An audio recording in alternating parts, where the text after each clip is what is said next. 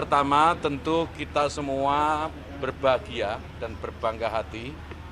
Jadi kalau istilah lainnya kita ini dapat blessing atas kehadiran beliau, Paus Yohanes Paulus, Paus Fransiskus ke tanah air, dan ini kunjungan apostolik setelah 35 tahun. Jadi kunjungan pertama pada tahun 1970 Paulus ke-6, kemudian tahun 1989 Paus Yohanes Paulus kedua, dan sekarang beliau hadir di sini. Nah, ini tentu sekali lagi kebahagiaan dan kebanggaan bagi kita semua. Dan tadi beliau menyampaikan pesan bahwa pentingnya bagaimana kita menjaga dialog antar iman. Karena dialog antar iman itu menjadi kunci bagi toleransi dan perdamaian dunia. Saya kira ini juga hal yang akan nanti dibicarakan bersama dengan Presiden Jokowi besok hari, dan insya Allah saya juga akan mendampingi beliau. Dan acara di Istiqlal nanti juga penting, karena setelah pertemuan dengan Presiden, nanti beliau akan melanjutkan di Istiqlal ada acara Interfaith Dialog. Saya kira ini manifestasi dari apa yang tadi beliau ucapkan, bahwa dialog itu menjadi kunci utama bagi sukses perdamaian, bukan hanya dunia tetapi antar umat manusia.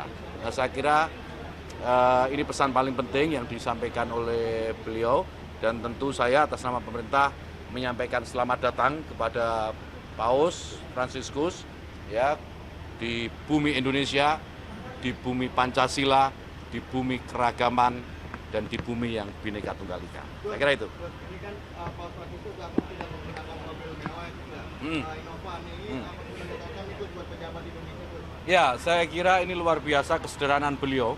Beliau contohkan bagaimana menjadi, karena beliau ini kan bukan hanya pemimpin agama, tetapi juga pemimpin negara, gitu kan. Beliau ini pimpinan Tahta Suci Vatikan, dan dengan kesederhanaannya beliau tunjukkan itu. Beliau tunjukkan bagaimana beliau memilih kendaraan pun dengan cara yang sangat sederhana gitu. Dan ini patut untuk dicontoh. Saya kira itu. Ya. Perbincangan besok dengan Pak Jokowi selain pesan yang tadi disampaikan oleh Paus sendiri, apa lagi? Saya tidak bisa mengira-ngira apa pembicaraan beliau berdua besok ya. Tapi saya yakin, karena tadi saya sampaikan beliau ini juga pemimpin negara selain pemimpin umat, pasti beliau juga mengupdate segala isu-isu yang terkait dengan perkembangan global. Dan itu pasti juga akan dibicarakan oleh beliau berdua. Nah, mungkin kerjasama, dan yang paling penting menurut saya ya dari semua proses ini adalah mempererat hubungan antara Indonesia dan Vatikan. Besok saya update lagi setelah pertemuan beliau berdua kalau ada kesempatan. Ada rencana Paus ketemu Presiden Indonesia terpilih enggak? Direncanakan begitu. Nanti akan ada pertemuan dengan Presiden elected, Presiden terpilih dalam satu pertemuan. Nanti ditanya ya teknisnya ke protokol negara ya. Dan itu memang ada, saya lihat randornya tapi saya tidak hafal, tapi memang ada pertemuan dengan Presiden terpilih. Di hari apa? Di hari keberapa? Saya nggak hafal. Nanti ditanya ke protokol negara ya.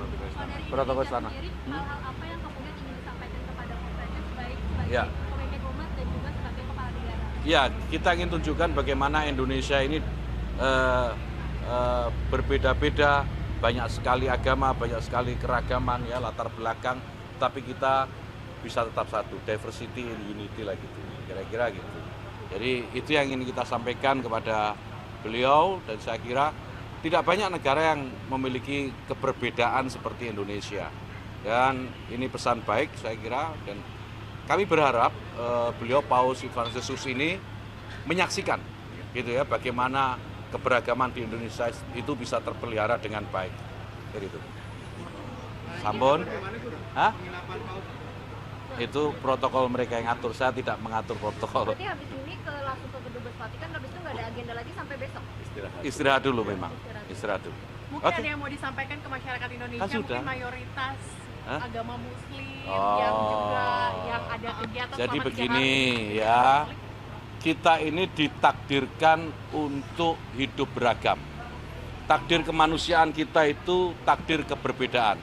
Tidak ada yang sama. Ini kawan-kawan media semua ini juga nggak sama nih, kiri kanan semua nih, kiri kanan depan belakang beda semua. Ini artinya menunjukkan bahwa kita ini memang ditakdirkan berbeda-beda.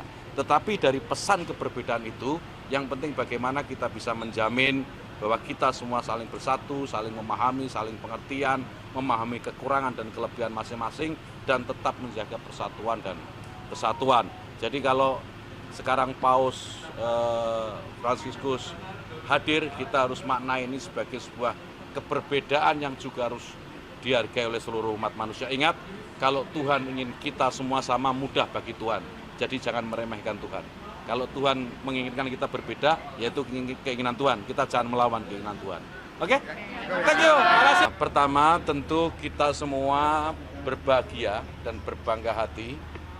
Jadi kalau istilah lainnya, kita ini dapat blessing atas kehadiran beliau, Paus Yohanes Paulus, Paus Fransiskus ke tanah air. Dan ini kunjungan apostolik setelah 35 tahun. Jadi kunjungan pertama pada tahun 1970 Paulus ke-6, kemudian tahun 1989 Paus Yohanes Paulus kedua, dan sekarang beliau hadir di sini. Nah, ini tentu sekali lagi kebahagiaan dan kebanggaan bagi kita semua. Dan tadi beliau menyampaikan pesan bahwa pentingnya bagaimana kita menjaga dialog antar iman. Karena dialog antar iman itu menjadi kunci bagi toleransi dan perdamaian dunia. Saya kira ini juga hal yang akan nanti dibicarakan bersama dengan Presiden Jokowi besok hari. Dan insya Allah saya juga akan mendampingi beliau. Dan acara di Istiqlal nanti juga penting. Karena setelah pertemuan dengan Presiden, nanti beliau akan melanjutkan di Istiqlal ada acara interfaith dialogue. Saya kira ini manifestasi dari apa yang tadi beliau ucapkan, bahwa dialog itu menjadi kunci utama bagi sukses perdamaian bukan hanya dunia tetapi antar umat manusia. Nah, saya kira ini pesan paling penting yang disampaikan oleh beliau, dan tentu saya atas nama pemerintah menyampaikan selamat datang kepada Paus Fransiskus ya di bumi Indonesia.